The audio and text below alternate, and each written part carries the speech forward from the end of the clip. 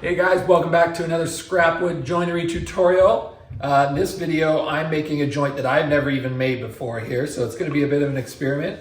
I saw this joint just kind of randomly flash across the screen while I was just scrolling my life away like most of us do every evening. And I thought, whoa, that's a cool joint, never seen that before. And then it was gone, and so I'm just going to make it up. It looked fairly simple, but kind of complicated, and I might, if this joint works out well, even use it in a dining room table project that I've got coming up here. So let's get to it.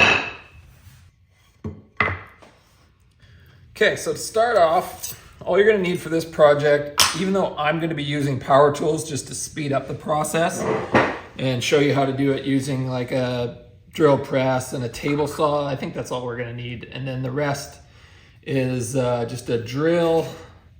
You know, if you've got a drill, a Forstner bit, some marking tools, you'll obviously get better results if you use like marking gauges, but a pencil and a square is all you'll need that way.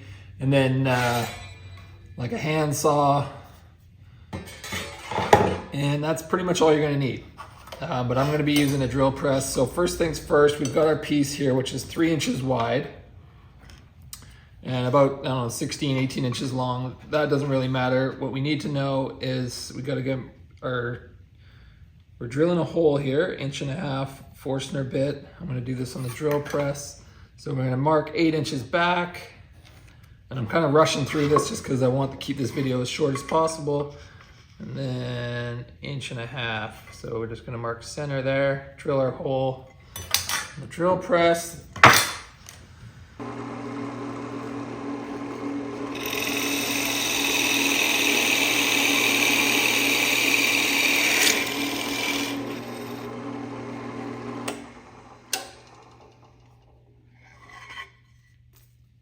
From here, we're gonna mark our gauge at 1.25 inches because we've got 3 inches wide total.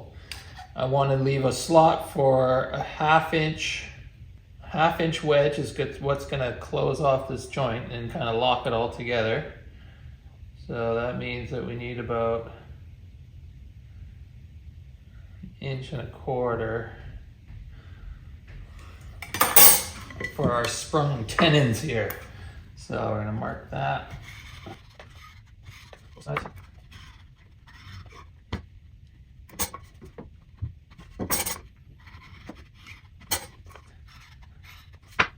Now, if you don't have a table saw, you can just rip this on the with your hand saw using the rip teeth on a Japanese saw or Western saw.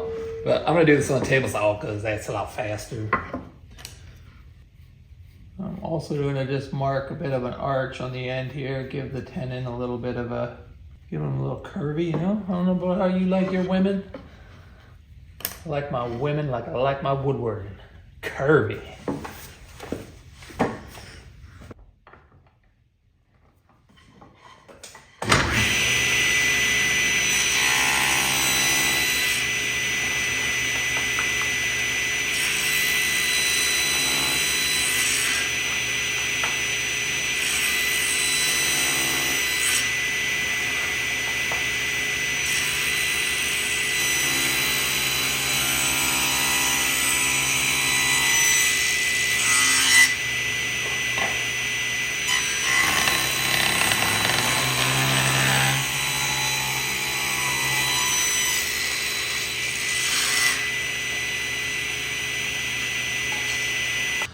So I started making my little table saw notch cuts there, but then I wanted to make sure that it's gonna fit nice and tight on the mortise piece here, which is this spot. So I'm just gonna line that up with the front of my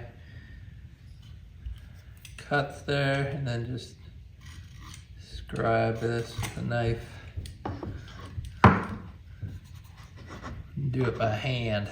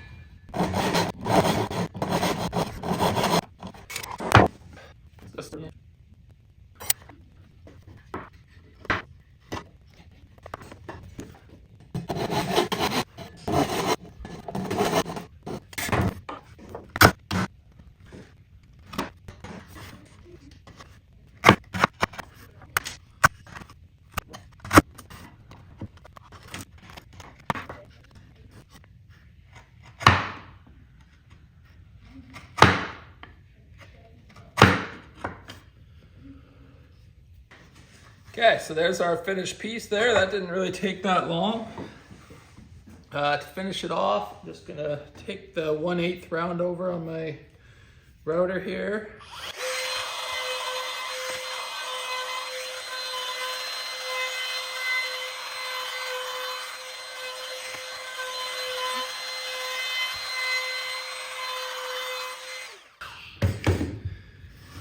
There, so I've just softened the edges, the corners with the little 1/8 rounder. I've left the slot in the middle sharp. I want that to be like a nice tight, sharp corner fit there. So just give that a little sand to get rid of the burn marks. And then on to the mortise.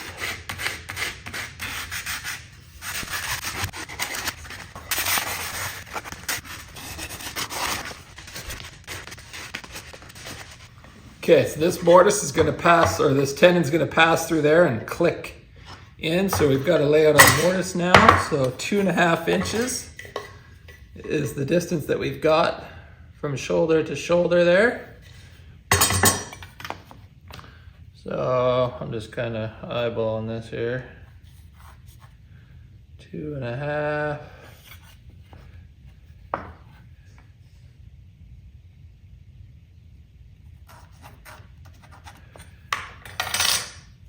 And I've set my marking gauge to be the width of my tenon, so we're just going to center that.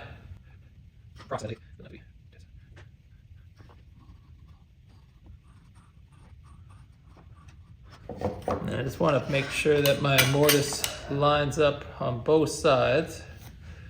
So I'm going to transfer these marks all the way around to the back side here.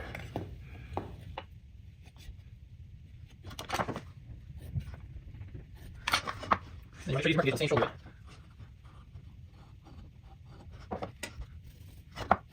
Gotta remove that material, and then we're good.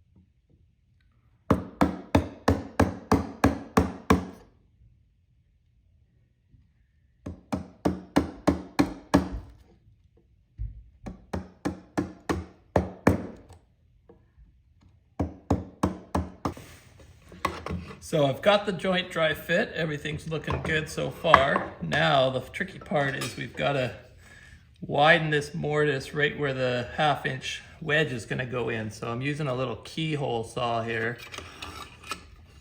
And I'm just riding the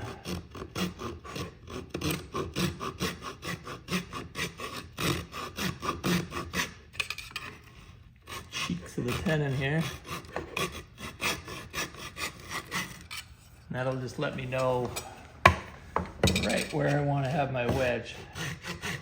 Then I'm going to pull the joint apart and then just finish notching that out. So in order to do the joint, you're going to need a clamp. You're going to clamp those two surfaces together, slide them up. Now you can see inside there we've got a good layout for where our little notch needs to go. I just wanted to put it out there for anyone who might be interested. This Black Friday, Cyber Monday, I've got a smoking good deal on my 8-week joinery course. So if you guys want to try cutting some joints like this, just using scrap wood and simple hand tools in your own shop, click the link in the description box below and check out that offer. It comes with PDF plans as well as video tutorials showing you how to set up, lay out, and cut every joint step by step. So whether you're a beginner or you're looking to just freshen up on your hand skills, this is a perfect course for you. Also, having invested in a woodworking course, your wife will have no legal grounds to give you guilt trips for spending time in your shop and ignoring your family. So it's a win-win. Click the link in the description box below and have yourself a great holiday season.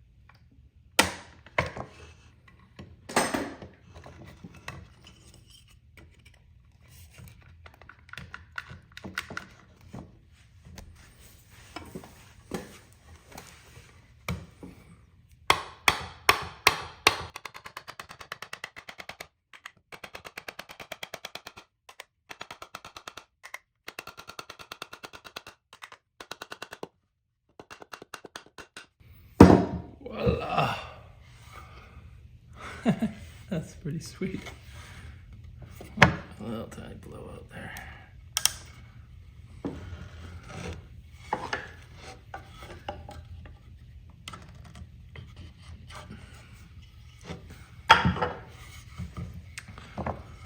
Oh, that's a first for me. All right, guys, that's it. What do you think we should name this joint? I don't know if it has a technical name, but my guess would be it's like a double sprung, notched, keyed through tenon, something like that. Anyways, let me know if you guys like this joint. You think I should use it for my dining table build, like a little trestle table that I'm gonna build? And don't forget about my Black Friday, Cyber Monday offer. I've got an 8-week joinery course teaching you how to cut a whole bunch of joints, more simple than this, just using basic hand tools. So if you guys want to get in on that, this weekend would be the time to jump on that. So click the link in the description box below and there's a link that'll take you right to it.